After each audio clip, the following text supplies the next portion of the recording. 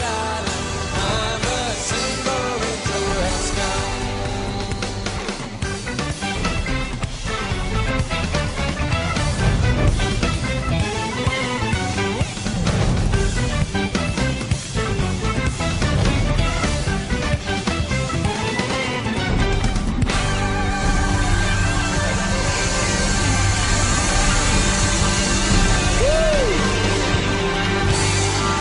God bless you guys. Thank you so much. 제 딸아이가 열정을 다해서 아빠 모든 사람이 즐겁고 유쾌할 수 있도록 제가 최선을 다하도록 할게요. 그러면서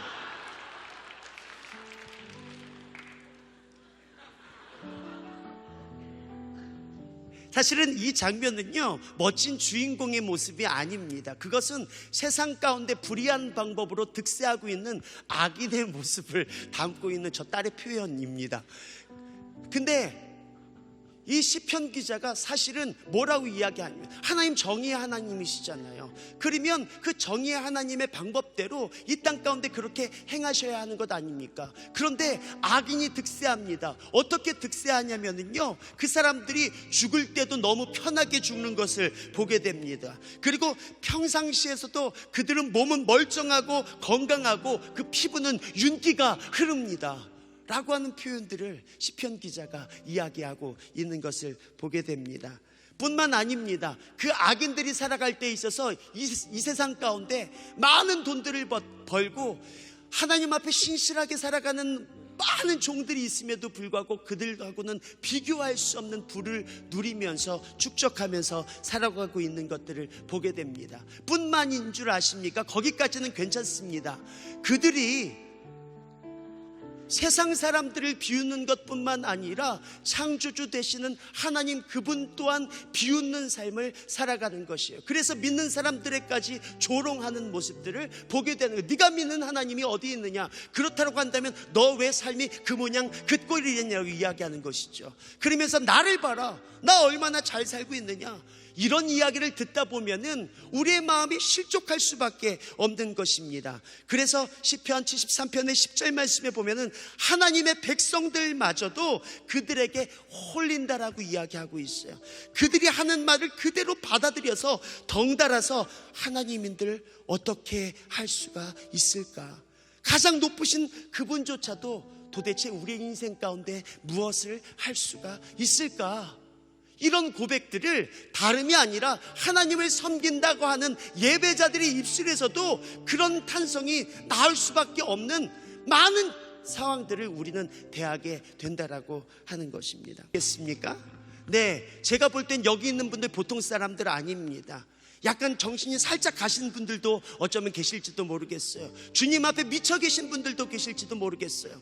근데 주님 앞에 미치면 미칠수록 때로는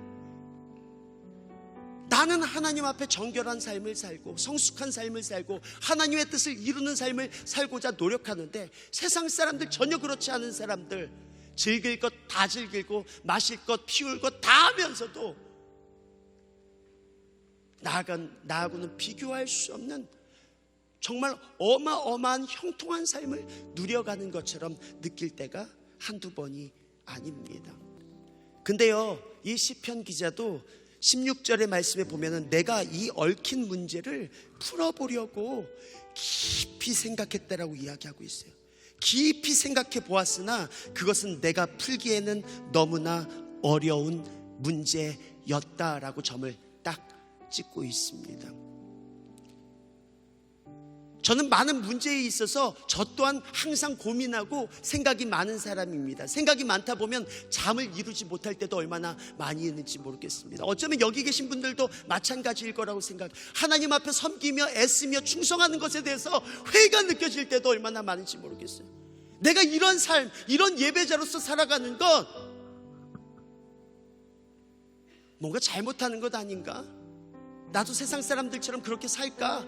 타협하고자 하는 마음들이 있을지도 모르겠습니다. 이 시편 기자도 아무리 생각하고 아무리 생각해봐도 거기에 답을 얻지 못했어요. 근데 참으로 놀라운 사실이 있습니다. 17절 말씀을 보니까 그러나 마침내 하나님의 성소에 들어가서야 라고 하는 표현이 있어요.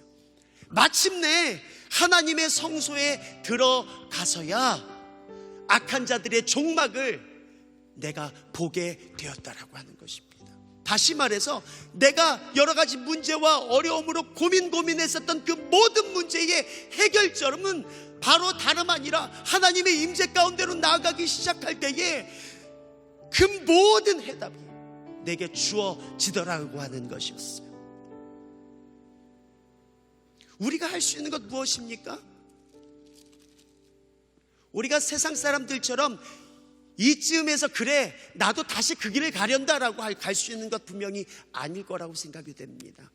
근데 여러분 지금까지 참 오랫도록 참고 기다리시며 인내하시며 신앙생활을 하시고 예배자로서의 삶을 살아오셨으리라 믿습니다. 그러나 여러분에게 더 격려하고 더 부탁을 드린다라고 한다면, 여러분 문제가 있을 때 깊이 생각하고 체념하는 것이 아니라 우리가 하나님의 임재 가운데로 나가기로 결정하는 것입니다. 분명 이것에 대해서 우리는 모르는 사람이 여기에 없을 거라고 생각이 됩니다. 그럼에도 불구하고 우리는 생각에 빠져 있는 경우들이 많이 있어요. 생각에 빠져 있을 때는 어쩌면 시편 15절까지 해서 그냥 인생은 그쳐버리고 종쳐버렸을지도 모르겠는데 16절에 그 시편 기자가 주님의 성소 가운데로 나아가고 주님의 임재 가운데로 나아가기 시작할 때에 비로소 그 인생의 해답을 발견할 수 있었던 것처럼 우리의 지혜로, 우리의 판단으로, 우리의 경험으로 할 수 없었던 그 모든 것들에 있어서 전능하신 그 하나님을 만나 뵙는 그 순간, 시편 기자는 뭐라고 이야기하냐면은 밤중에 악몽을 꿨는데 아침에 눈을 딱 떠보니까 꿈이더라.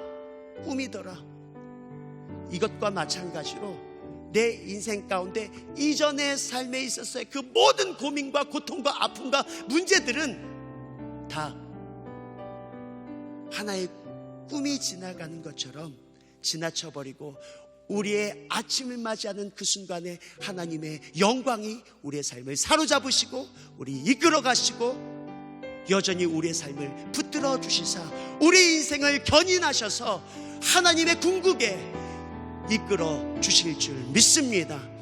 우리는 하나님의 영광 가운데로 살기로 결정한 하나님의 사람들인 줄 믿습니다.